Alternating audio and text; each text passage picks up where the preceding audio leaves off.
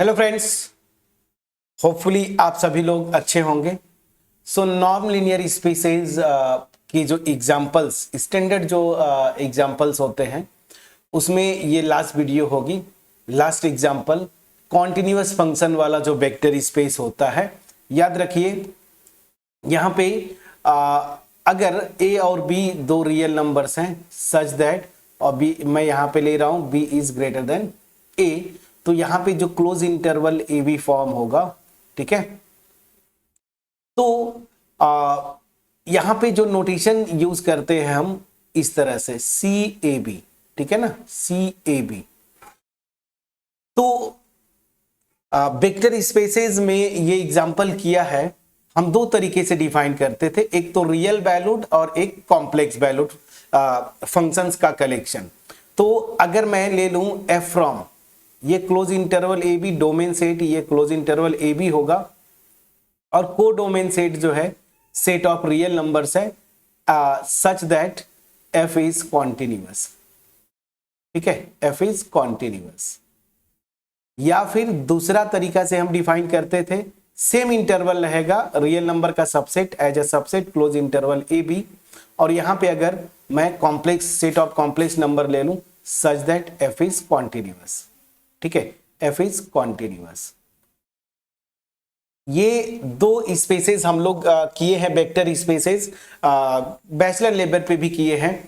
तो यहां पे अगर मैं कॉन्टिन्यूअस फंक्शन जहां पे डोमेन सेट को डोमेन सेट जो है सेट ऑफ रियल नंबर, मतलब सीधी सी बात है, इसको क्या बोलते थे, रियल वैल्यूड कॉन्टिन्यूअस फंक्शंस का ये कलेक्शन है, और इस केस में बोलेंगे कॉम्प्लेक्स वैल्यूड कॉन्टिन्यूअस फंक्शन का कलेक्शन है on close interval A B.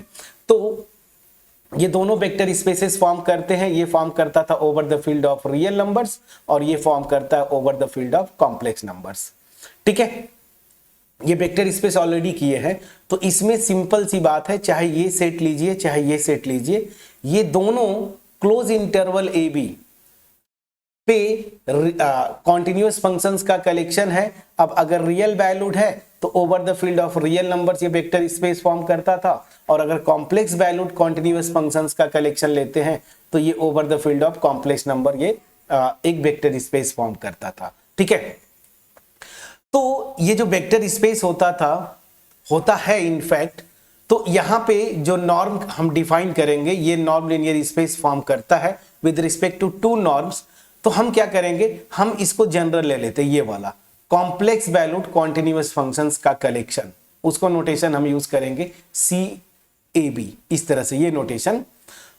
तो ऑब्वियस ही बात है, अगर कॉम्प्लेक्स वैल्यूड ले लेते हैं तो इसका पर्टिकुलर केस हो जाएगा रियल वैल्यूड। ऑब्वियस ही बात है, जब जैसे फॉर एग्जांपल अगर मैं एफ एक्स यहां पे लेता हूं और इसको मान लीजिए मैं इस तरह से डिफाइन करता हूं x plus I x for example, तो ये कॉम्प्लेक्स वैल्यूड हो गया, और यहीं पे अगर इसको x प्लस जीरो आई कर दिया, मतलब इमेजिनरी पार्ट जीरो कर दिया, तो ये रियल वैल्यूड हो गया। तो दैट मीन्स क्या हुआ, कॉम्प्लेक्स वैल्यूड फंक्शंस पे डिटेल में हम करेंगे, और वहीं से रियल वैल्यूड फंक्शन वाला जो पोर्शन है, मतलब ये वाला पोर्शन, ये इसका पर्टिकुलर केस हो जाएगा। और गेट में आप क्वेश्चंस देखेंगे, ज्यादातर क्वेश्चन जो है ना वो रियल वैल्यूड वाले पे बनता है, कोई इशू नहीं है। यहां पे भी जो नॉर्म हम डिफाइन करेंगे वो यहां पे भी वैलिड होगा, ठीक है। तो चलिए, तो ये इस तरह से ये जो नोटेशन हम यूज कर रहे हैं सी ए बी क्या है, हम जनरल जो लेके चलेंगे कॉम्प्लेक्स वैल्यूड कॉन्टिन्यूअस फंक्शंस का collection over the field of complex number, ये वेक्टर स्पेस फॉर्म करता है। और यहां पे दो नॉर्म डिफाइन करते हैं, एक सुप्रीमम नॉर्म होता है और दूसरा जो है पी नॉर्म होता है, ठीक है ना। तो इस वेक्टर स्पेस पे दो नॉर्म्स होते हैं, जिसमें आगे चल के हम देखेंगे कि एक के रिस्पेक्ट में तो ये बना की स्पेस फॉर्म करेगा, और दूसरे नॉर्म के रिस्पेक्ट में ये बना की स्पेस फॉर्म नहीं करता है, ठीक है। तो ये ओवरव्यू थोड़ा सा समझ में आ गया होगा। तो अब चलिए चलते हैं मेन आपके नोट्स के पॉइंट ऑफ व्यू से, जो भी चीजें मैंने एक्सप्लेन किया। तो for A B belongs to R, real numbers है such that A is less than B, तो हम ये जो वेक्टर स्पेस ऑलरेडी कर चुके हैं सी ए बी, ठीक है ना, of all complex valued continuous function on this over the field of complex number, तो ये वेक्टर स्पेस फॉर्म करता है, ये ऑलरेडी मैं आपको एक्सप्लेन किया। तो अब यहां पे कोई भी एलिमेंट लेंगे तो वो देखिए कॉम्प्लेक्स वैल्यूड कॉन्टिन्यूअस फंक्शन होगा। तो एफ मैंने एक मेंबर लिया यहां का, तो यहाँ पे दो तरीके से नॉर्म डिफाइन करते हैं।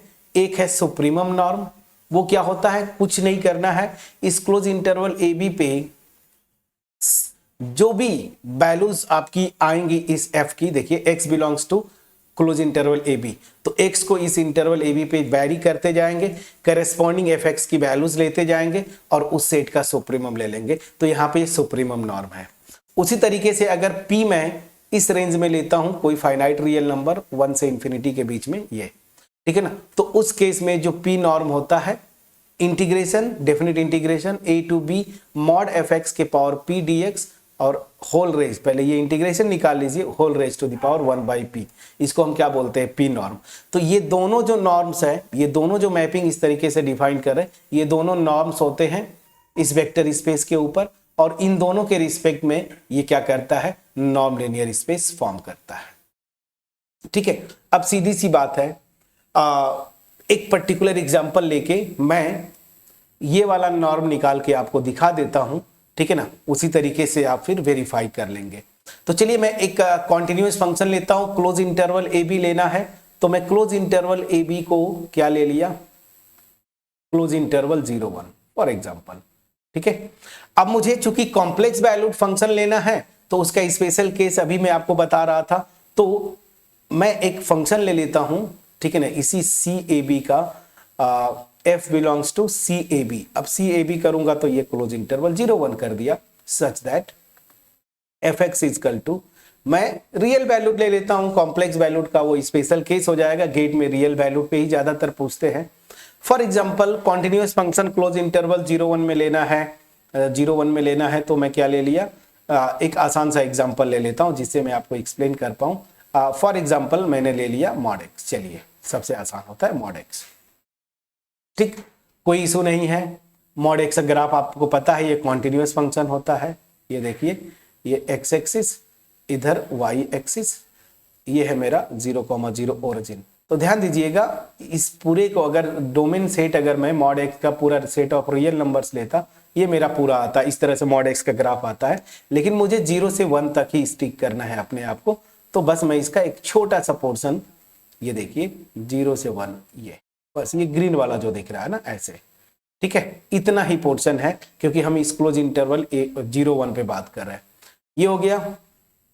अब मैं बोलूंगा ये मेरा फंक्शन है, यहाँ पे f, ये डिफाइन किया है मैंने, ठीक है ना, ये है मेरा एफ एक्स इसमें, तो ऑब्वियस ही बात है कॉन्टिन्यूअस फंक्शन है क्लोज इंटरवल 0 1 पे, और रियल वैल्यूड फंक्शन हो गया, कोई इशू नहीं, रियल वैल्यूड है तो कॉम्प्लेक्स वैल्यूड का स्पेशल केस आ गया। अब मैं सुप्रीमम नॉर्म निकाल के दिखा देता हूं, तो इस एफ का अगर मुझे नॉर्म निकालना है, और वो भी नॉर्म मैं क्या निकाल रहा हूं, सुप्रीमम नॉर्म, तो सुप्रीमम नॉर्म के डिफिनीशन के अकॉर्डिंगली क्या है, देखिए जो डिफिनीशन है आपका, x belongs to close interval A B mod F X, इसका सुप्रीमम, तो ऑब्वियस सी बात है, मैं एक बार लिख देता हूं, तो यहां पे ये क्या हो जाएगा, सुप्रीमम x बिलोंग्स टू, जो इंटरवल है मेरा 0 1, ठीक है, और मॉड एफ एक्स, बस सिंपल सी बात है, ठीक। तो यहां पे क्या हो जाएगा, supremum x belongs to close interval 0 1, और ध्यान दीजिए मॉड एफ एक्स, यहां पे अगर ये मैं कर रहा हूं तो एफ एक्स मेरा जो फंक्शन है वो मॉड एफ एक्स है, तो इस ऊपर बाहर वाले मॉड का कोई मतलब नहीं है, तो ये हो जाएगा मॉड एक्स, ठीक है। अब इस इंटरवल में ये देखिए पॉजिटिव है, मॉडुलस फंक्शन की जो प्रॉपर्टी होती है, या तो ये x होगा या फिर -x if x is greater than or equal to 0 and if x is negative.